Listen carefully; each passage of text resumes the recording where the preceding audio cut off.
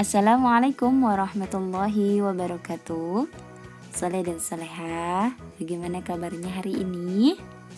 Alhamdulillah, luar biasa, Allahu Akbar. Semoga semuanya dalam keadaan sehat dan tetap semangat untuk melakukan pembelajaran hari ini. Saleh dan Salehah, hari ini kita akan belajar tematik. Kita memasuki subtema 3, pembelajaran 1. Silakan Ananda buka buku paketnya, kemudian buka halaman 106, subtema 3, pembelajaran 1, hidup bersih dan sehat di tempat bermain. Hidup bersih dan sehat tidak hanya di rumah dan di sekolah. Kita juga harus hidup bersih dan sehat di semua tempat, salah satunya di tempat bermain. Sebelumnya kita sudah membahas hidup bersih dan sehat di rumah dan di sekolah ya. Di subtema ini kita akan membahas hidup bersih dan sehat di tempat bermain. Dayu dan teman-teman mendapat tugas sekolah. Mereka ditugaskan menggambar lingkungan dan benda-benda di sekitar. Dayu dan teman-teman sepakat mengerjakan bersama. Mereka menggambar di taman sekitar kompleks. Taman tidak jauh dari rumah Dayu. Dengarkan teks percakapan berikut. Percakapan pertama, kita harus ikut menjaga tempat ini. Kebersihannya harus tetap kita jaga. Lalu, teman-teman, siapa yang membersihkan dan merawat tempat ini? Kemudian, tempat ini biasanya ada yang membersihkan. Itulah sebabnya tempat ini indah dan nyaman. Betul, tempat ini juga terasa sejuk karena banyak pohon yang rindang. Selanjutnya buka halaman 108, bacalah teks berikut dengan lafal dan intonasi yang tepat. Judulnya, Tempat Bermain yang Bersih. Tempat bermain merupakan salah satu tempat yang kita butuhkan. Di sana kita bisa bermain dengan teman-teman. Tempat bermain juga bisa dijadikan tempat belajar dan rekreasi. Oleh sebab itu, kebersihannya harus kita jaga dengan baik. Tempat bermain yang bersih bebas dari sampah. Jika tempat bermain bersih, pengunjung akan sehat. Kebersihan adalah pangkal kesehatan. Oleh sebab itu, jika ingin sehat, kita harus menciptakan lingkungan yang bersih. Nah, tadi ada kata-kata kebersihan adalah pangkal kesehatan. Nah, dalam hadis juga ada yang memerintahkan untuk kita menjaga kebersihan. Nah, masih ingat dengan hadisnya? Nah, betul. Hadisnya adalah an-nadhafatu minal iman. Kebersihan itu sebagian dari iman. Selain kebersihan adalah pangkal kesehatan, kalau kita menjaga kebersihan, berarti kita termasuk ke dalam orang-orang yang beriman. Dan orang beriman itu tentunya akan masuk surganya Allah. Selanjutnya, silakan buka pada halaman 110. Dayu dan teman-teman mulai menggambar. Mereka membuat karya 2 dimensi. Contoh karya 2 dimensi adalah gambar atau lukisan. Nah, masih ingat waktu kelas 1 dulu, kalian sudah pernah belajar tentang karya 2 dimensi. Masih ingat pembelajarannya? Nah, mudah-mudahan masih ingat ya. Karya 2 dimensi adalah sebuah karya yang memiliki panjang dan juga lebar, atau bisa kita kenal dengan bentuknya persegi. Nah, contohnya ada di bawah nih, ada gambar atau lukisan. Contoh yang lain, misalnya bingkai foto. Nah, itu juga termasuk karya 2 dimensi. Selain karya 2 dimensi, ada juga karya 1 dimensi, kemudian ada juga karya 3 dimensi. Kemudian di sini ada alat dan bahan yang biasa kita gunakan untuk menggambar. Yang pertama ada pensil. Kalian semua pasti tahu kegunaan pensil ya. Selain bisa untuk menulis, bisa juga untuk membuat pola dalam menggambar. Kemudian ada penggaris, kemudian ada serutan, kemudian ada spidol atau pensil warna ya. kemudian ada cat warna, ini biasanya untuk melukis ya. Kemudian ada buku gambar. Nah, buku gambar ini biasanya untuk bidang gambar ya. Selanjutnya buka halaman 112. Dayu menggambar jenjang dari kubus yang tersusun. Kubus merupakan contoh bangun ruang. Nah, sebelumnya kita sudah membahas bangun datar ya. Kita membahas mulai dari sisinya, kemudian sudutnya dan titik sudutnya. Hari ini kita akan membahas tentang bangun ruang. Bangun ruang itu apa sih? Nah, jadi bangun ruang adalah sebuah bangun yang memiliki panjang, lebar, dan juga tinggi. Bedanya sama bangun datar apa? Kalau bangun datar hanya memiliki panjang dan lebar.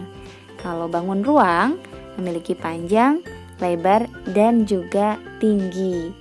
Dan di dalamnya itu terdapat sebuah ruangan. Makanya dinamakan dengan bangun ruang. Nah, ini merupakan bangun ruang. Ada kubus, kemudian ada balok, ada bola. Nah, ini berbeda dengan lingkaran ya.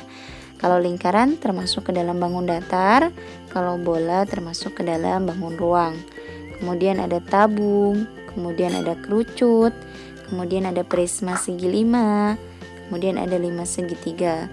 Nah, ini adalah contoh dari bangun ruang. Nah, sekarang kita coba mengamati salah satu contoh bangun ruang, yaitu kubus.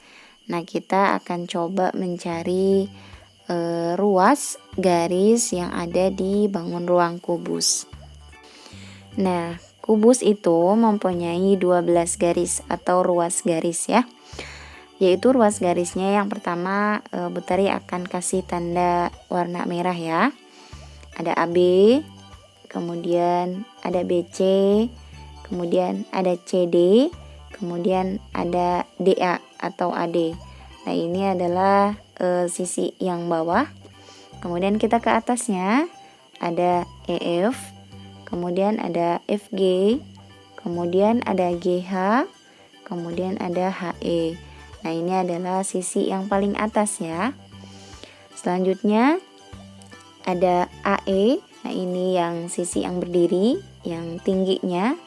Kemudian ada BF. Nah, ini. Selanjutnya ada CG. Dan yang terakhir adalah DH. Jadi keseluruhannya kubus mempunyai 12 ruas garis. Selanjutnya kita akan coba mengerjakan yang ada di halaman 113 nomor 1 dan 2. Nah, nomor 1 ini adalah bangun ruangnya. Ada yang tahu? Ya, betul, bangun ruangnya adalah balok. Nah, kita coba cari ruas garisnya ya. Nah, ini ada AB, kemudian ada BC, setelah itu CD, betul. Setelah CD ada DA. Nah, ini adalah ruang sisi yang bawah. Selanjutnya yang atas ada EF. Kemudian, nah ini EF. Selanjutnya ada FG. Selanjutnya ada GH dan ada HE. Ini adalah sisi yang paling atas. Selanjutnya kita yang tingginya ada AE, kemudian ada BF, ada CG dan ada DH. Ini adalah untuk bangun ruang balok. Selanjutnya kita coba kerjakan nomor 2. Tadi ada balok, sekarang ada yang tahu bangun ruang apa ini? Nah, betul, ini adalah namanya prisma tegak segi 4. Kita coba cari ruasnya ya. Dari yang paling bawah, sisi yang bawah ada AB, kemudian BC, kemudian CD dan DA. Ini sisi bawah. Kemudian kita cari yang ruas garis paling atas, EF, kemudian FG, kemudian GH, kemudian ada HE. Selanjutnya kita cari yang sisi tegaknya atau tingginya. Itu ada AE ya, kemudian ada BF, kemudian ada CG, dan terakhir ada DH. Ini adalah untuk prisma tegak segi 4. Selanjutnya, bangun ruang mempunyai rusuk, sisi, dan titik sudut. Tahukah kamu rusuk, sisi, dan titik sudut pada kubus dan balok? Nah, kalau sebelumnya kita sudah membahas tentang rusuk ya. Rusuk itu sama dengan ruas garis. Jadi kita sekarang akan belajar tentang sisi dan titik sudut dari bangun ruang. Kemudian ada bangun ruang balok, rusuk, sisi, dan titik sudutnya. Untuk rusuknya, ini yang ditunjukkan oleh panah, kemudian sisinya, kemudian ada titik sudutnya, ujung setiap garis ya. Kemudian Bu Tari akan contohkan bangun ruang kubus dan bangun ruang balok. Yang pertama ini ada bangun ruang kubus. Kita akan cari rusuk, sisi, dan titik sudutnya. Pertama rusuknya kita coba hitung ya. Dari yang bawah 1, 2, 3, 4, kemudian ke atas 5, 6, 7, 8. Kemudian sisi yang tegaknya 9, 10, 11, 12. Jadi banyak rusuknya ada 12. Kemudian kita hitung banyak sisinya. Sisi ini 1, sisi atas, sisi bawah 2, sisi depan, kemudian sisi belakang jadi 4, kemudian sisi samping kanan dan sisi samping kiri. Jadi 4 tambah 2 6. Maka banyak sisinya ada 6. Kemudian titik sudutnya, nah ini mudah ya. 1, 2, 3, 4, 5, 6, 7, 8. Jadi banyak titik sudutnya ada 8. Kemudian selanjutnya kita coba untuk bangun ruang balok ya. Nah rusuknya kita coba hitung bersama-sama.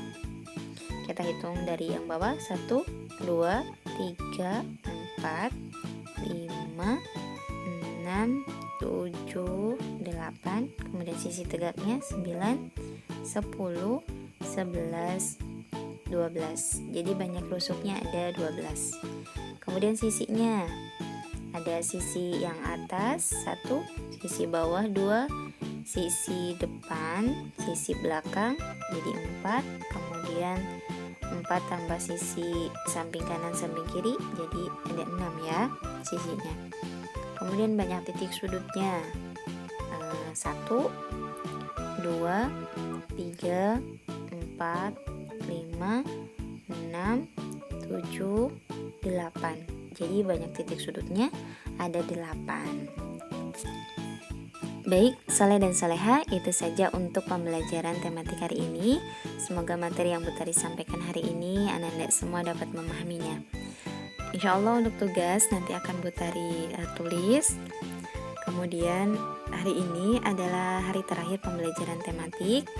Nanti kita akan ketemu tematik lagi di semester depan ya, semester 2. Kemudian tetap semangat belajarnya, kemudian jaga selalu kesehatan, kemudian selalu hidup bersih dan sehat baik di rumah, di sekolah ataupun di tempat bermain, dimanapun kalian harus tetap hidup bersih dan sehat ya. Dan mohon maaf kalau selama pembelajaran tematik Ananda ada yang tidak dipahami atau kurang dimengerti atas penjelasan Bu Tari ya. Baik, kita tutup pembelajaran hari ini dengan membaca doa kifaratul majlis. Subhanakallahumma wa bihamdika asyhadu an la ilaha illa anta astaghfiruka wa atubu ilaik. Tetap semangat belajarnya ya. Terima kasih. Wassalamualaikum warahmatullahi wabarakatuh.